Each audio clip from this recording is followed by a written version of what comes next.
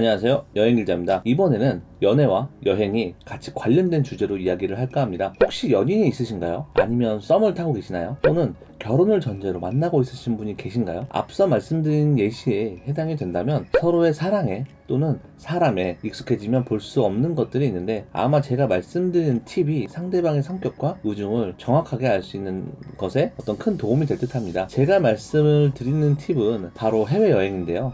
되게 자주 접할 거예요. 혹시라도 소개팅을 위해서 친구분에게 소개를 받으신 적이 있다면, 그 친구 성격이 되게 착해, 이 사람이 착하고 괜찮아, 이런 형식적인 말을 듣거나 큰 범위로 포함될 수 있는 말들을 많이 주로 듣죠. 그런데 짧은 시간 안에 상대방의 성격을 정확하게 알 수 있는 것이 제 개인적인 생각에는 바로 여행이기도 한데요. 우리가 여행을 생각을 한다면 그냥 마냥 다 즐거워야 할 것 같고 행복할 것 같지만, 사실 실제로 겪는 여행은 그렇지가 않죠. 그 이유는 우선 낯선 곳에 가면 사람이 긴장을 하게 돼서 본성이 나오거든요. 특히 여행지가 두 분 모두 간 적이 없다면 더 쉽게 더 빨리 나오기도 합니다.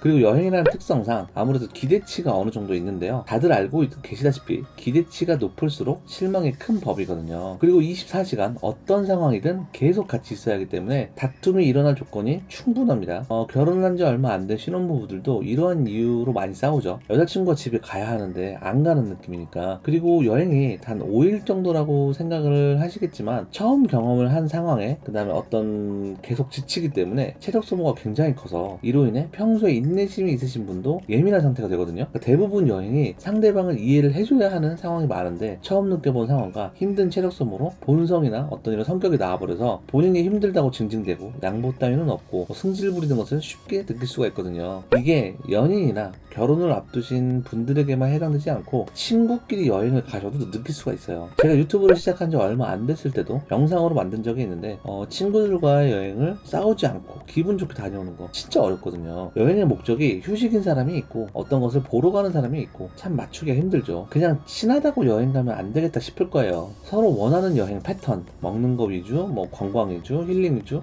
다 다르거든요. 나는 내년 휴가 때도 올 수 있는 여행지라서 조금은 천천히 여유롭게 즐기려고 하는데, 같이 간 사람은 이게 일생에 한 번뿐인지도 모른다고 생각을 하니까 최대한 빨리 이동하고 이것저것 많이 보고 싶다고 재촉하다 보면 서로 참고 이해하고 배려하겠지만 결국 어떤 인성 미천이 다 드러나게 되거든요. 예를 들어서 대부분 여행지에는 같이 움직이기 때문에 이거 탈래? 저거 먹을래? 여기 갈래? 등등 아마 찾아보고 괜찮다 싶어서 물어보면 분명히 한 명은 근데 나 돈 없는데 좀 돈 아깝지 않냐? 이렇게 말을 한다든지, 가치관이 틀리게 그럴 수 있고 돈 쓰는 거에 인색한 사람도 있다고 생각이 들 수 있겠지만, 이렇게 말을 하는 분들이 본인이 돈이 없으면 돈이 안 드는 즐길거리라든지 이런 거라도 검색을 하고 알아보는 성이라도 보일까요? 아니요, 전혀 그렇지 않습니다. 아마 다른 사람들이 찾아본 것들은 하나하나 딴지 걸고, 여행 일정 짤 때도 여기 갈래? 여기 먹으러 갈래? 암만 물어봐도 대답도 대충대충 1도 안 도와준 친구들이 여행 가서 불만을 표시한다면, 자기는 손가락 하나 까딱 안 하고 할 거 없다고 표정은 뚱해 있고, 참 안 맞는 사람끼리 여행 가는 것만큼 감정 낭비, 체력 낭비가 심한 게 없거든요. 평소에 본인이 아무리 참아도 영 별로였던 친구는 결국 다른 곳에서 인성이 드러나는 사건이 터지게 되는데, 그 촉매제가 아마 여행일 겁니다. 여행 가서 괜찮은 친구들은 사실 거의 다 확률적으로 진국일 확률이 높습니다. 기본적으로 상대방에 대한 배려나 이해심이 기본적으로 깔려야만 그게 가능하거든요. 이러한 이유로 대부분의 여행사에서 일을 했던 사람이라면 신혼여행 가가지고 이혼한다고 난리치거나 허니문에서 싸워가지고 비행기 각자 타고 온다고 하는 이런 경우가 은근히 많거든요. 또 여행을 같이 가면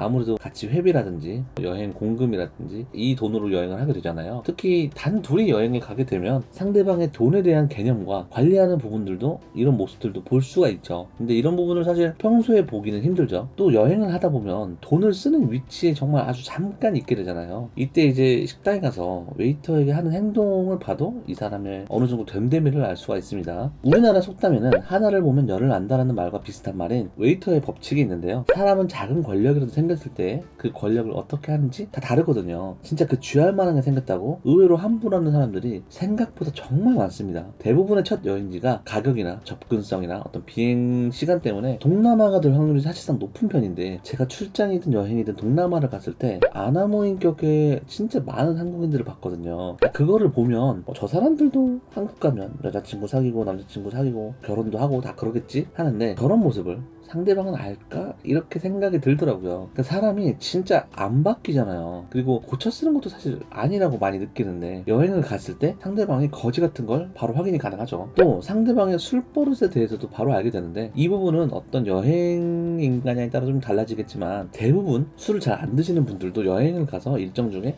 딱 한 번 정도는 술을 먹게 되는 분위기가 되거든요. 그게 뭐 자기들끼리 해외에서 뭐 술을 사와서 자기 호텔방에서 먹든 또는 뭐 식당에서 먹든 보통 한 번 정도는 먹게 되는데, 보통 상대방의 어떤 마음을 알고 싶을 때 주로 술자리를 만들어서 술을 먹으면서 이야기를 하잖아요. 거기에다가 어떤 여행이 주는 잠시 동안의 특별함, 일상과 그다음에 편안함, 그리고 여행만이 주는 분위기가 평소보다 술을 더 먹게 되는 분위기로 만들거든요. 그럼 자연스럽게 술을 먹고 속마음을 이야기하게 되는 그런 경우가 많은데, 그때 이 사람이 술을 대하는 태도와 주량을 정해놓고 먹는지 또는 분위기에 휩쓸려서 막 먹는지도 알 수가 있죠. 이것도 많이 간과할 수가 없는 게, 기본적으로 아무래도 술이 과하면 확률적으로 사고를 많이 일으킬 수밖에 없잖아요. 그러니까 술을 안 먹고도 말실수나 행동적인 실수도 안 좋은 건데, 술을 먹고 하는 실수는 특히 더 아니잖아요. 그러니까 이런 부분은 남자든 여자든 과하게 조심해서 전혀 나쁠 게 없다고 저는 생각이 되거든요.